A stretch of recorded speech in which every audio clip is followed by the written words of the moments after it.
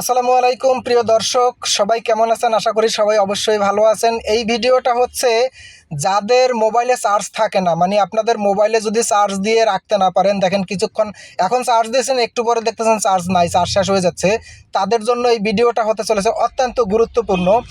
আপনার মোবাইলে চার্জ দিলে চার্জ কেন যায়, কী জন্য যায়, কোন সেটিংস করলে চার্জ থাকবে বেশিক্ষণ সময়, সেই সম্পর্কে এই ভিডিওটার কমেন্ট বক্সে এবং ডিসক্রিপশন বক্সে আমি একটা ভিডিও লিংক দিয়ে রাখতেছি।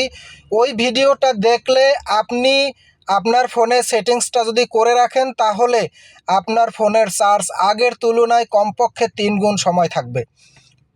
ভিডিওর ডিসক্রিপশন বক্সে যান অথবা কমেন্ট সেকশনে যান, আমি ভিডিওটার লিঙ্ক দিয়ে রাখছি, ওখান থেকে লিঙ্কে ক্লিক করে ভিডিওটা দেখে আপনার ফোনে সেটিংসটা করে ফেলুন আর মোবাইলের চার্জ বেশিক্ষণ টিকিয়ে রাখুন। ধন্যবাদ সবাইকে।